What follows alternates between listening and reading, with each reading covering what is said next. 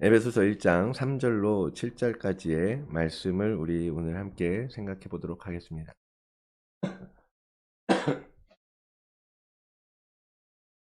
에베소서 1장 3절로 7절까지의 말씀 우리 한 목소리로 같이 읽겠습니다.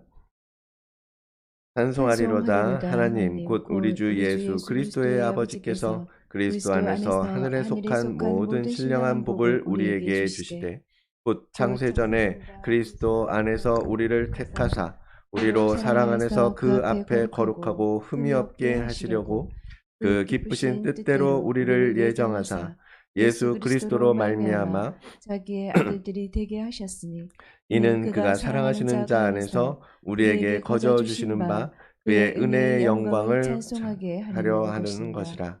우리는 그리스도 안에서 그의 은혜의 풍성함을 따라 그의 피로 말미암아 속량 곧 죄 사함을 받았노라느니라. 아멘. 이번 고난 주간 특별 새벽 예배는 예수의 보혈이라는 주제로 진행합니다. 어저께 우리의 생명이 되신 보혈에 대해서 나누고 그 살과 피를 나누는 성찬식을 가졌는데요. 이 보혈이 우리 영혼에 어떤 능력이 되는지 또 어떤 효과가 있는지 이번 기회에 구체적으로 나누려고 합니다. 표현이 이제 좀 혼재될 수 있어요. 여러 가지 방식으로 표현할 수도 있습니다. 보혈의 능력, 보혈의 효과, 아니면 보혈 효력, 보혈이 가지고 있는 의미, 기능, 이런 식으로 표현해도 비슷하게 이해하실 수 있을 것 같아요.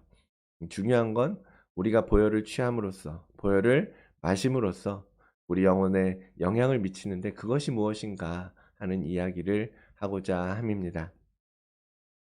오늘 제일 먼저 우리가 생각해 보려고 하는 것은 예수의 보혈이 가져다 주는 그 효과 중에 속죄의 은총에 대해서 다루려고 합니다.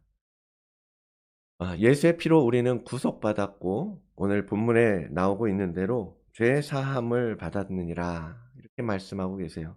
예수의 피로, 그리스도의 피로 말미암아 속량 곧 죄 사함을 받았느니라. 먼저 본문에 나오는 이 속량이라는 말의 의미부터 살펴보겠습니다. 언어적으로는 속량이라는 말은 뭐냐면 포로나 노예의 상태에서 어떤 값을 치르고 그것을 사는 것을 말해요. 옛날에 그런 의미로 속량, redemption이라는 말을 사용을 했습니다.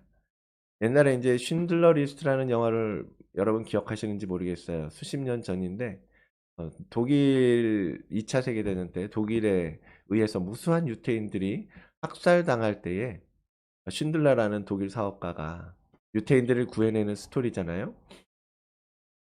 그가 1,100명 정도의 유태인을 살렸다고 그래요.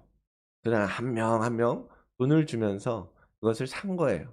한 사람 한 사람의 생명을. 그때 그 유태인들의 리스트를 적어 두었던 그것을 가지고 쉰들러 리스트라는 말을 했던 것입니다. 그 살아난 유태인들에게는 쉰들러 리스트가 정말 구원자였겠지요. 그들을 학살로부터 속량했다라고 말할 수 있습니다.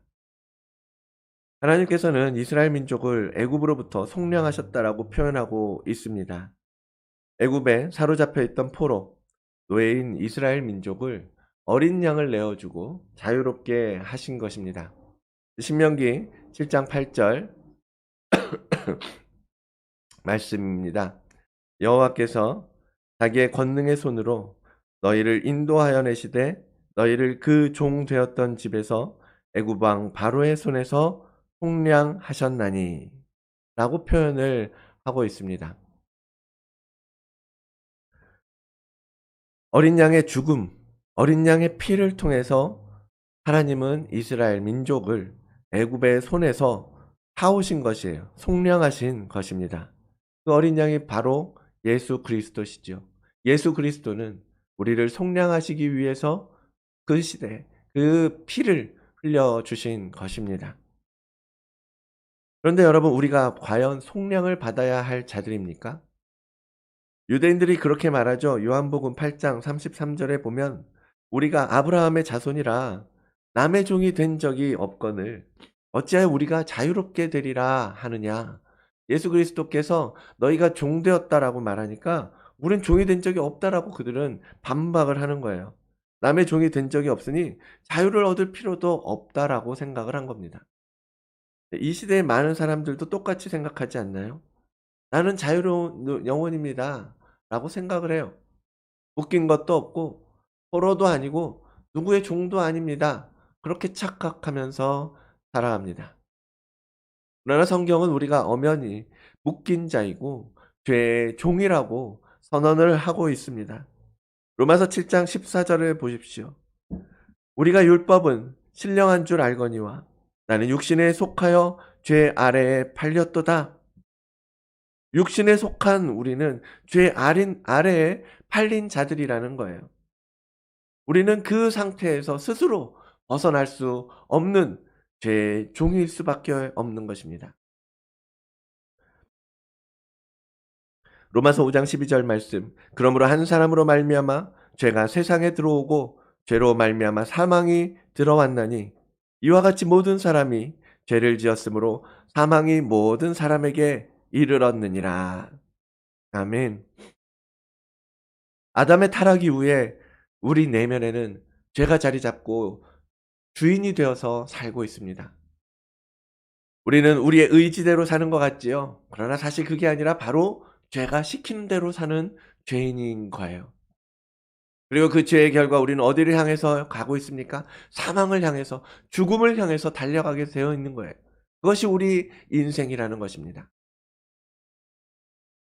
물론 함께 예배하는 여러분들 모두는 죄인이라는 사실을 거부하거나 아니라고, 나는 죄인이 아닙니다라고 딱 잡아떼는 그런 분들은 아니라고 믿습니다. 이 시간에 이렇게 나와서 예배하는 여러분들, 그런 생각을 하지 않으시겠죠. 그러나 죄인이라는 생각은 하지만 묶인 상태에 있다는 것, 우리가 죄에 팔려간 상태에 있다라는 사실에 대해서는 인식하지 못한 채로 살아가는 분들이 참 많이 계십니다. 그래서 우리를 속량하시는 예수 그리스도의 보혈이 필요한 거예요. 또한 우리는 저주 아래 있는 자입니다. 갈라디아서 3장 13절의 말씀. 그리스도께서 우리를 위하여 저주를 받은 바 되사 율법의 저주에서 우리를 속량하셨으니 기록된 바 나무에 달린 자마다 저주 아래에 있는 자라 하였음이라. 저주라고 하는 것, 누군가 우리에게 나쁜 일이 일어나라고 기원하는 거잖아요. 그 일로 인해서 실제적으로 야기되는 악을 의미합니다. 그러나 그러한 끊임없는 저주 아래 있던 우리를 그 저주 가운데서 끄집어내 주신 것이 바로 예수 그리스도의 보혈의 능력이라는 거예요.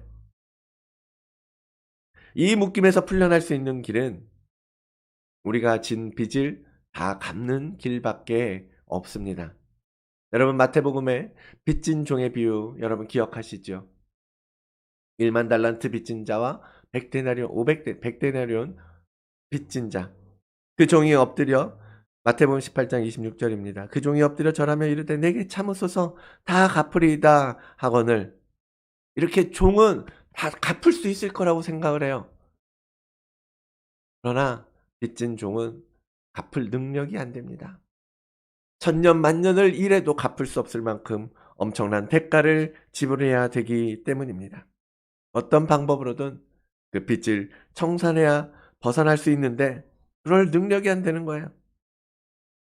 그러다가 어쩌다가 운 좋게 좋은 주인을 만나서 빚을 다 청산해 준다면 몰라도 거의 대부분의 빚쟁이들, 채주들은 못 잡아먹어서 안달인 세상이잖아요.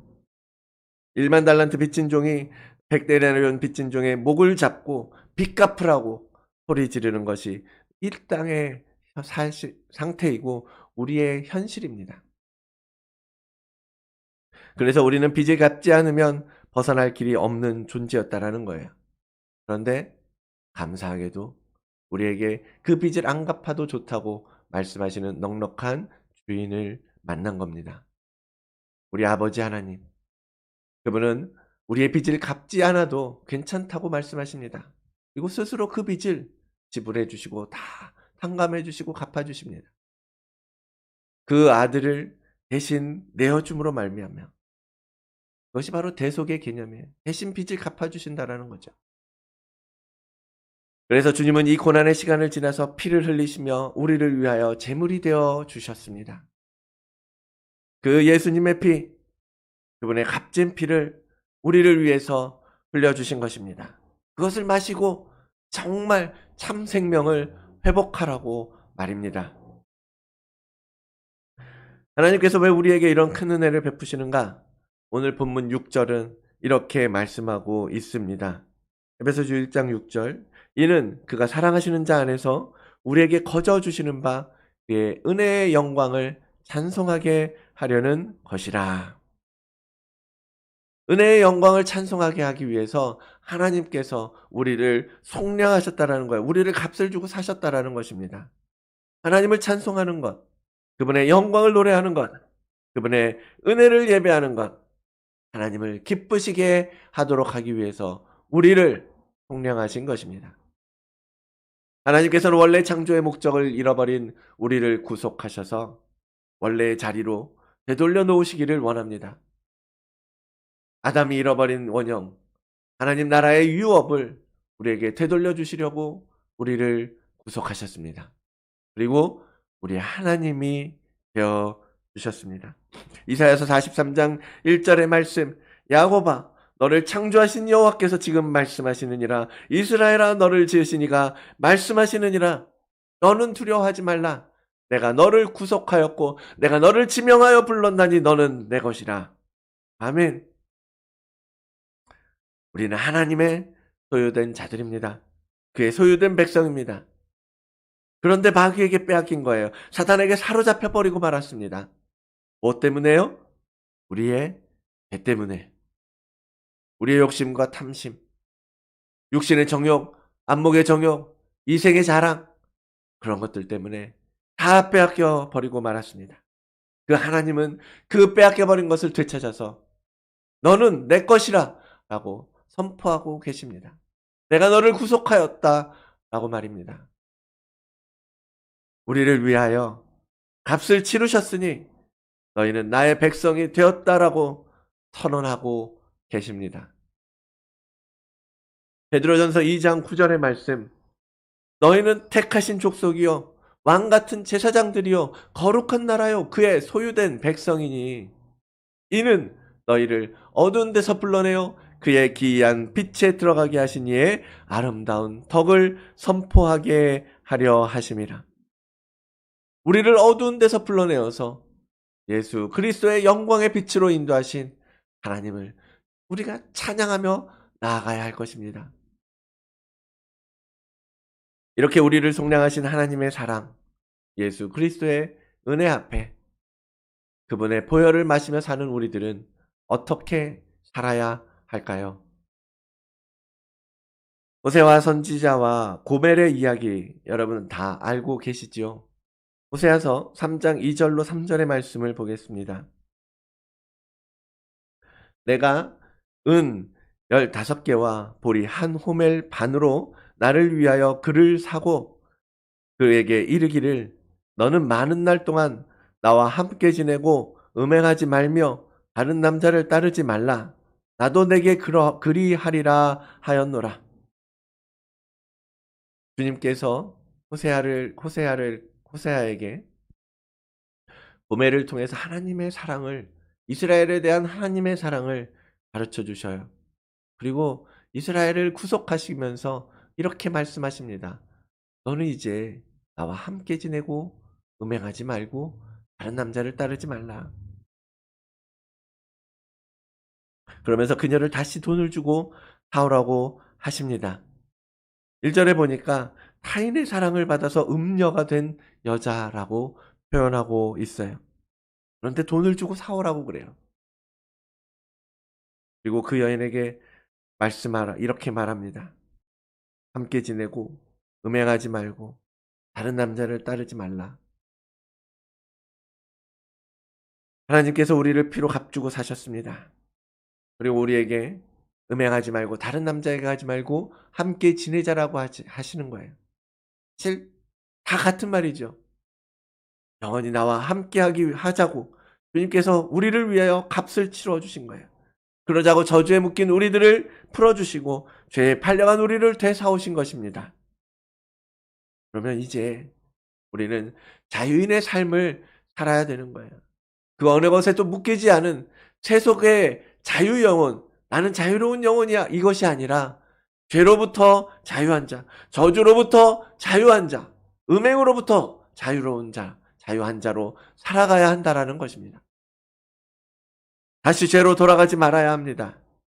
이스라엘을 상징하는 고멜, 음녀가 된 그 여인은 호세아의 그 조건 없는 사랑에도 불구하고 여전히 세상을 바라보며 다른 남자를 쫓으며 죄악의 길에서 돌아서지 않았습니다.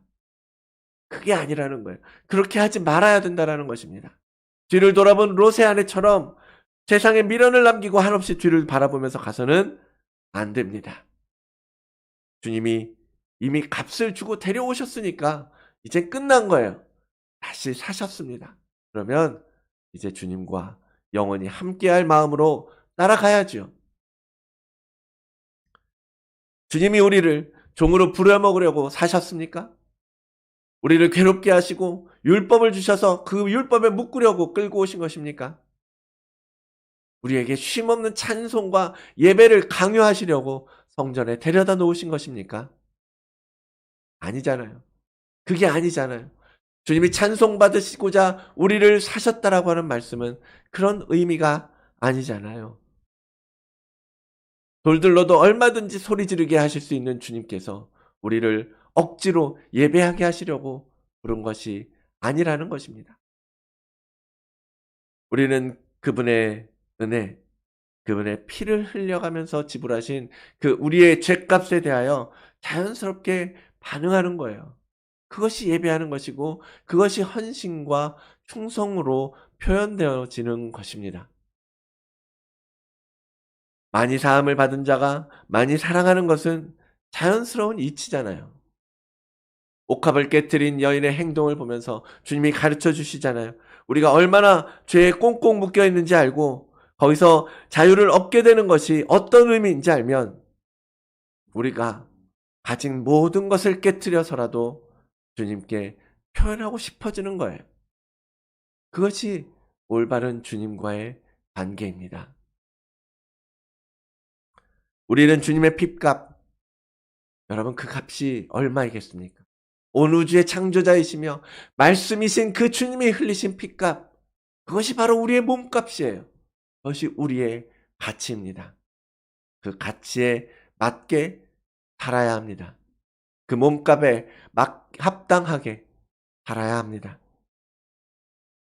사랑하는 여러분, 고멜처럼 사시겠습니까? 향유를 부은 마리아와 같은 여인으로 사시겠습니까? 예수의 피를 마신 자, 예수의 속량의 은혜를 입은 자라면 이제 죄의 자리를 떠나서 죄에 대하여 자유자로 사시기를 원합니다. 요한복음 8장 31절로 32절의 말씀. 그러므로 예수께서 자기를 믿은 유대인들에게 이르시되 너희가 내 말에 거하면 참으로 내 제자가 되고 진리를 알지니 진리가 너희를 자유롭게 하리라. 우리 함께 다시 한번 이 말씀 같이 읽어볼까요? 한 목소리 읽겠습니다. 그러므로 예수께서 자기를 믿은 유대인들에게 이르시되 너희가 내 말에 거하면 참으로 내 제자가 되고 진리를 알지니 진리가 너희를 자유롭게 하리라. 아멘. 그리스도에 대한 지식이 아니라 참 진리이신 예수 그리스도에게 초점을 맞추십시오. 그것이 참 자유를 누리게 할 것입니다. 예수님의 피의 구속의 은총 안에 사는 자, 예수 안에 거하는 자의 축복을 누리며 살아가는 우리 모든 성도님들 되시기를 주의 이름으로 축원을 드립니다. 이제 함께 찬양하고 기도하기를 원합니다.